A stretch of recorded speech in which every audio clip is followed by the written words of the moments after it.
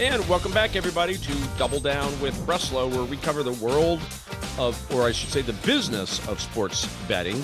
And today we cover a unique angle of that, an entire market, in fact, 50% of the population that is not usually associated with sports betting, and that is women.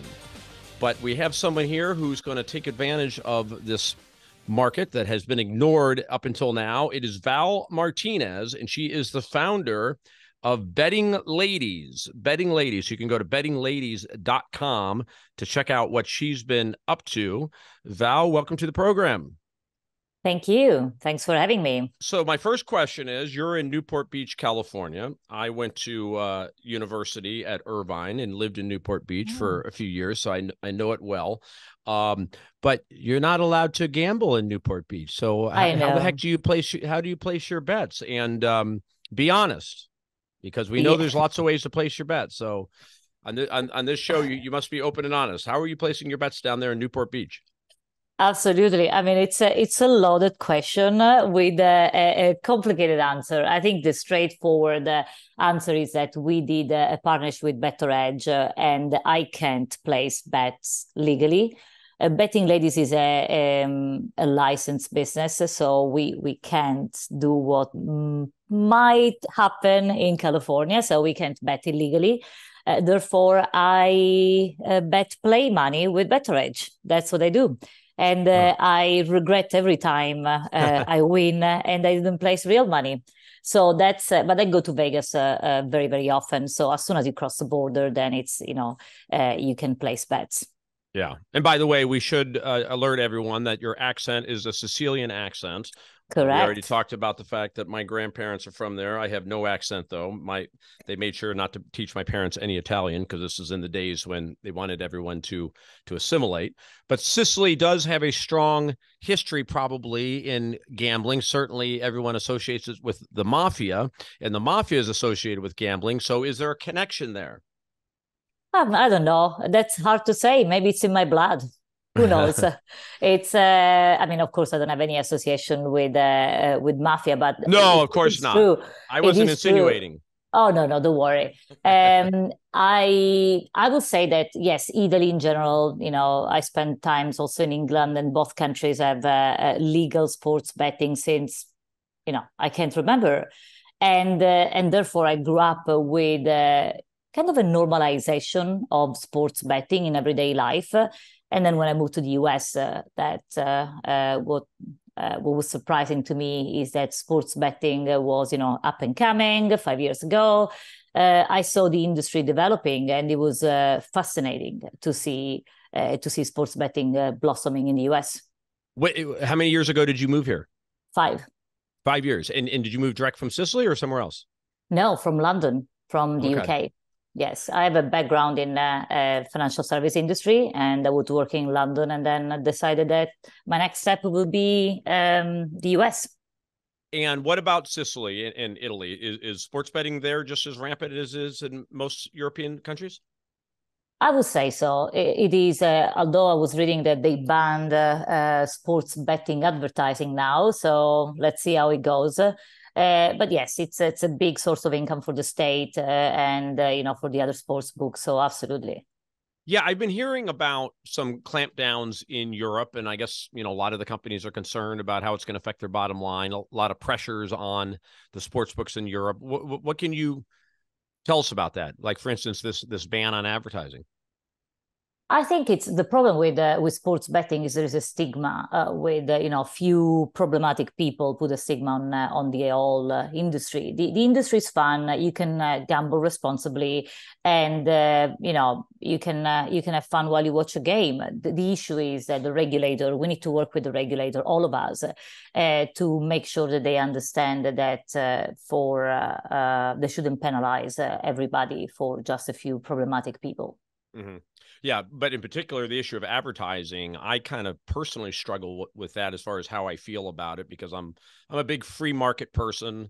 I'm a big, make everything legal, because whatever you make illegal just creates an underground economy, whether you talk about prostitution or drugs or or gambling, you created an underground black economy. I mean, look what happened when America had prohibition with alcohol. That's Oh, what yes. created the mafia, to sell alcohol. It just didn't work, and so they turned it around. So I'm a big fan of making things legal, but when it comes to advertising them, I'm not sure how exactly I feel on that. For instance, one of the first things that America made legal was lotteries. And that was a big mafia thing. That was, they were running numbers, doing the numbers game every week. And as a way to kind of put them out of business, the state started saying, well, we're going to run our own lottery. So we don't mean to encourage gambling, but we know it's happening anyway. We might as well run it ourselves, tax it, regulate it, make it above board, and so on. But should these states that are running lotteries also be advertising to their citizens, to their residents, and encouraging them to play the lottery? I get it. On the one hand, we make the lottery available to them, but should the state also be spending a bunch of money on advertising to encourage their residents to play? I think the rules that apply to private company, to private sports books, and the sports book in general should apply to the state too. So we shouldn't have two measures and two way of behaving. Whatever the state feels that should happen in their own state should happen for everybody. Private companies, state companies, and then we'll see if the state likes it. Yeah. Yeah. Well, I don't even think the states should be in the business of lotteries. They should make it private. If any company, some of these huge companies, take DraftKings and FanDuel as a for instance, they would be happy to run a lottery, I'm sure. Oh, of course. Right? Of course, everybody would. Right. And then we would have, more lotteries, and it wouldn't be a monopoly right now where it's all Powerball and Mega Millions. You'd have a lot of other different types of lotteries competing, and they probably would pay higher prizes and still pay taxes to the state and Oh, so yeah. on. I'm all in for free market, so I kind of agree with that. Yeah. So tell us what was behind you starting Betting Ladies. So I moved to the US 5 years ago, and I saw the market opening up, and I saw sports books targeting primarily men, and I thought that there was an opportunity for targeting women because the offering wasn't there. The sports books were not talking to women. And I thought, okay, fine. If nobody's going to do it, I'll do it myself. And that's how Betting Ladies started. Gotcha. And do you intend to make money off of this? This is a profit venture? Yes, definitely a profit All venture right. because, That's a good of American. course. I mean, we do spend a lot of money with creating content for the site, for the community. We're starting now NHL games previews with a sports journalist inside the community. So, of course, the idea is for this to be a profitable venture. Right. So what's going to be what is your sources of revenue? Affiliate marketing. We partner with the big sports books, Caesar, Betways, Bet365, and so on, and all of them. So obviously, that's whenever we refer traffics, we get paid. Mm-hmm. And when you do these affiliate deals, is it usually best to do them with one company in particular, or do them with all of them, or a selection of them? No, I like to do them with all of them simply because they run different bonuses or different promotions at a different time during the year, so you can push whatever best offer is available for your community, for your betting ladies. Mm-hmm. Yeah, and this affiliate industry is becoming a big industry. Are you familiar with Playmaker Capital out of Toronto? I think so. Yes. They just sold. I know Yeah. they had a number of websites, and the whole idea, I believe, was affiliate marketing, and it was a publicly traded company. They just sold for 165 million. So there's some money to be made in it when you get big enough. Yes, but it's like the Action Network selling for 240. I mean, but these are sites with enormous power in terms of driving traffic and clients and so on. So they are great companies. So they're great acquisitions. Yeah. So what has been the issue with women bettors? Why do you think they had been ignored in the past? I think because they represent a minority in the sports betting industry. When you start a new market, you go for the big share, and 70% of the market is dominated by male bettors. So it's kind of normal for sports books to focus initially only towards men. But now the market has developed enough, is mature enough for the sports book to turn their marketing efforts towards women, which are, as I don't know, 2022, 4.1 million active sports bettors. So it's a lot of people already. 4.1 million women? Yes, women that have a registered sports book account. Uh-huh. And that isn't usually just their husbands setting up extra accounts to get the bonus under their wife's name? Oh, yes. I don't know. It's a very fair question. Of course, there would be a component of that. It can't be 50%. I would say let's give it the benefit of the doubt. 10% are fake accounts. Fake meaning bonus, like husband registering in the wife's name to get a new bonus. It's still a big number, even if they are, 3.7, 3.8 million women betting. And these are numbers from 2022. We'll see how 2023 looks like. All right, well, let's take our first break, and then I want to hear exactly how you appeal to women. We'll be back with Val Martinez, founder of BettingLadies.com.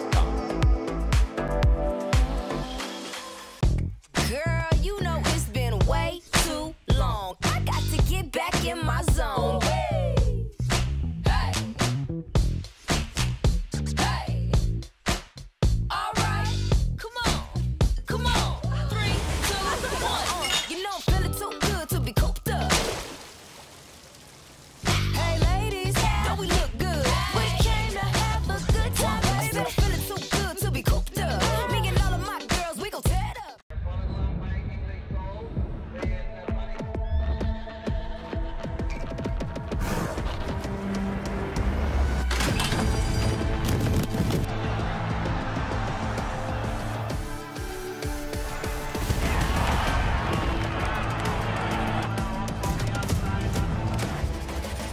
Like the Kentucky Derby, Woodford Reserve Bourbon is a spectacle for the senses.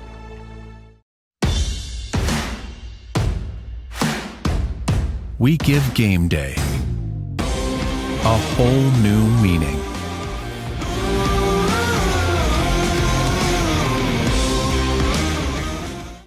What does it mean to be a leader? It's taking my first solo flight.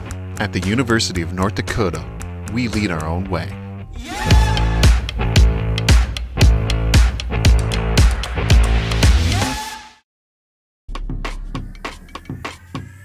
And welcome back, everybody, to Double Down with Breslo. We are speaking with Val Martinez, the founder of BettingLadies.com, where she focuses her attention on 50% of the population that hasn't historically been bettors in the sports betting industry, and that is women.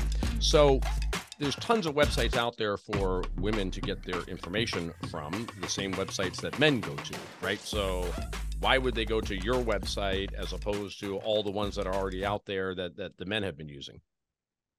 Of course, I mean, if you look at the marketing efforts that have been done in the past, you will see that they target primarily men, and the way they do that, the graphic and the host, the content itself, it's very male dominated. What we do with Betting Ladies, Betting Ladies is a site for women by women. All our writers, all our journalists, they're all women. All our on-camera people are women. The only exception is our hot picks column, where we have hot guys giving us picks. But I mean, it's more of a Who chooses the guys? Is that you? Do you vet the guys? It's a committee. You wouldn't believe it how picky they are, and I'm like, they already rejected 3 other new faces, so it's a hard crowd to please. Oh my God, that is funny. So, what what is different as far as female bettors? I mean, let's just start with sports, for instance. Are there certain sports that they're more interested in relative to men? I would say no. It's primarily the NFL. NFL is always the biggest sports for both men and women. I mean, women like to bet on tennis. That's something that probably is more skewed towards women. Basketball, the same. They love also WNBA. So do men, though. So it's, I would say the only difference is probably tennis. Uh-huh.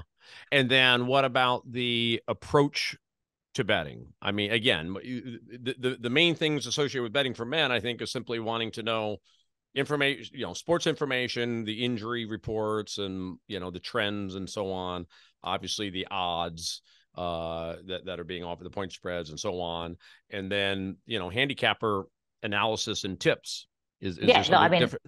Yeah. I think there's a difference between, the pro bettors who also, on the female side, they want to know about everything that you just mentioned.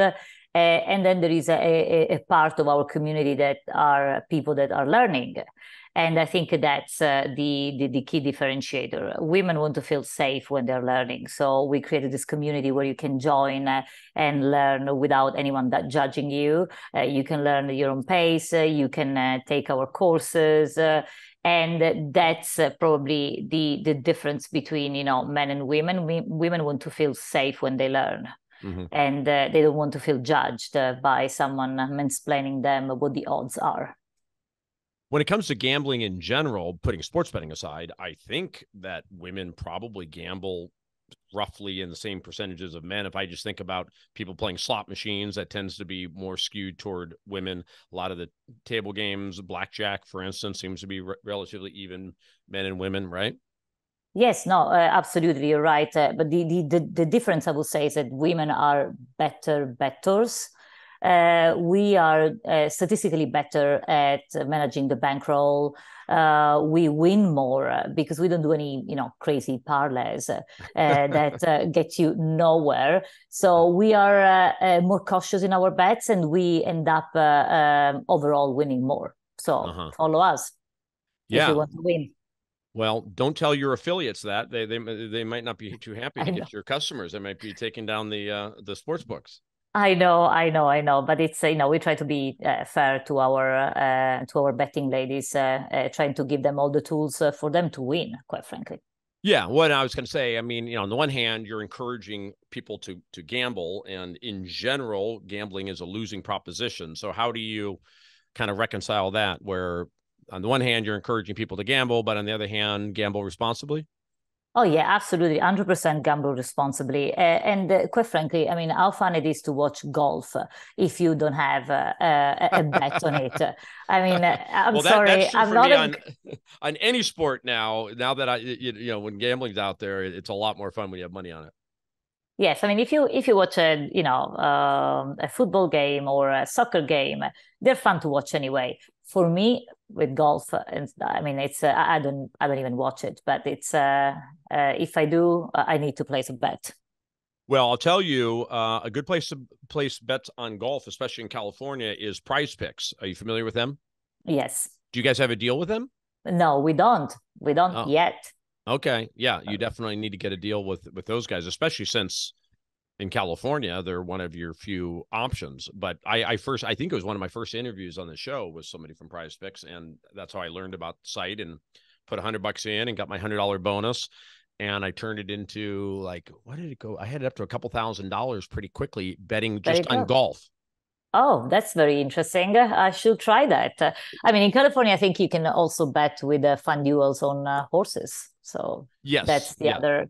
And of course, fantasy sports. You can do. Do DraftKings and FanDuel. But golf in particular, I don't know what it is about it, but I think it's a really good sport for betting, because if you just bet on one player to win, when you're watching it, anybody else who's putting, you're rooting for them to miss the putt, because it's all about your guy winning. So no matter who's out there hitting the ball, you've got a rooting interest in it. And I totally agree that I think that it definitely enhances the viewing experience, the sports experience, to have a little personal action on it. Because why else do I care about these guys who are making, $10 million a year and playing a sport? Why should I care who wins? I mean, when I was a kid, I used to live and die on whether my team, won or not. But at my age, I'm become a little cynical.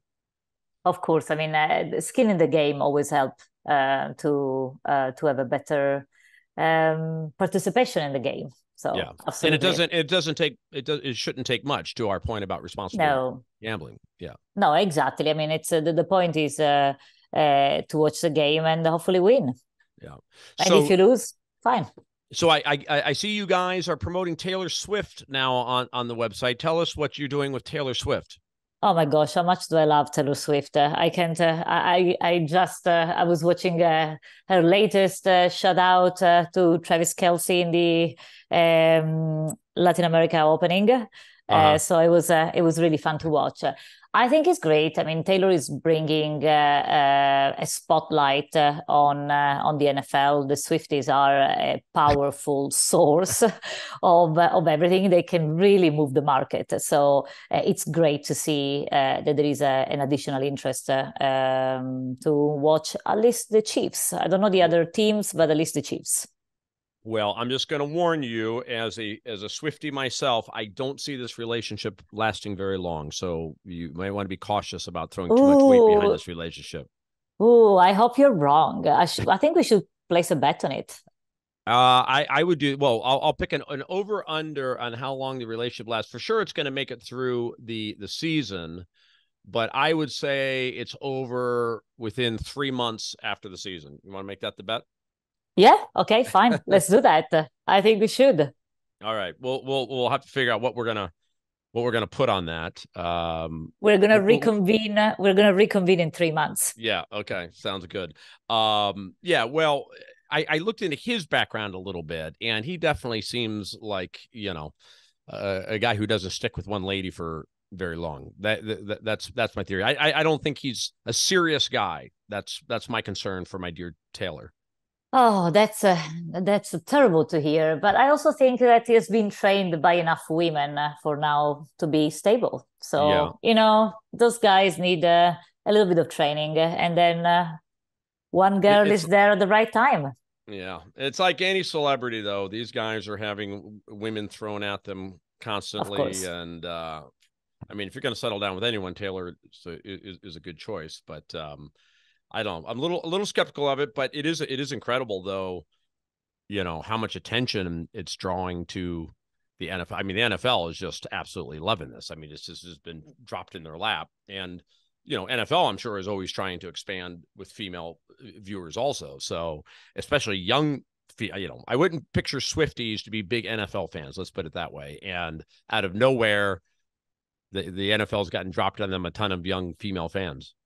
Oh yes, I mean it's interesting because there was a TV talk show that did a segment about explaining the game to the Swifties. Oh, they went wild. They put this guy, in a corner and say, "How dare you? 50% of the viewership of any NFL game is women."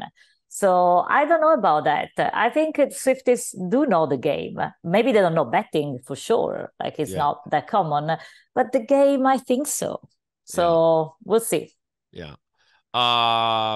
Did you go to see her in LA? I didn't. I was traveling. I thought you're a Swiftie. I am. I am planning to go in New Orleans in 2024, October 2024. Yeah, ticket prices were absolutely insane. She did 6 sold-out shows at SoFi Stadium in Los Angeles, and the cheapest ticket on StubHub at any time, because I was kind of tracking, was $800, and that's for the worst seat, last row behind the stage, $800. I'm like, oh my God, I had no idea that she had become this big, and I also had no idea there was that many people who could afford to spend $1,600 for a pair of tickets. I mean, that's 80,000 people times 6. That's 420,000 people spending $160. I know. It's the power of Taylor Swift. I was surprised too about the price of the tickets and how how high the demand was. Yeah. But in Argentina and Brazil, even though supposedly she's huge there, she is really big there apparently, but I think it's just because people just don't have the money, because there you could get tickets for $100. Oh wow, I didn't know that. Okay, Yeah. maybe Brazil is the way forward. It's cheaper. It's cheaper to fly down to Rio and see her there than to see her right here in Los Angeles. And Rio is a beautiful city, so I don't mind. Yeah. All right. Well, what's your last pitch? What would you like everybody to know about your website and who should come? Yes, if you're a sports fan or a sports bettors, you should join our community. You will find like-minded women. You will find advice and also picks. So go ahead, join bettingladies.com. Men are not welcome. Is that correct? Oh no, men are always welcome, of course. I mean, we are hashtag allies. So yes, they are welcome, and we have men in our community too. Oh, okay. Do you have a dating part of the website? That might be a nice little side channel for you. That's a good idea. We do not have a dating site, but you never know. Look, I'm telling you, men, and I don't think men appreciate this as much as they should, but a man looking, a woman who likes sports is very desirable to a man. Yes. So the women that you have that are members are very valuable, and so I think making them available on some type of a dating website, and where you charge the men a lot of money to have access to this, because they're sure getting a woman who's into sports. There you go. We have a new startup then. Yeah, I want a piece of that. Absolutely. Betting Ladies Dating. I'm happily married, and my wife tolerates sports and likes going to games occasionally and so on. But there was one time I did have an ex-girlfriend who I dated once who liked sports more than I did. And I'm pretty good sports fanatic, but it's the only time I've ever had that. And I have to say it was pretty great. Nice. Nice. No, I mean, it's I love the ladies in our communities. It's great. They are all, smart, funny. So I enjoy hanging out with them. So I understand why men would like them too. Yep. All right. Well, just remember, that was my idea. Absolutely. I'll give you credit for sure. All right, Val. Thanks so much for joining. Val Martinez, founder of bettingladies.com. Go check it out, everyone. Thanks so much for joining. Thank you. All right. And thank you all for watching and listening to Double Down with Breslo. We'll be back soon with another episode. Take care, everyone.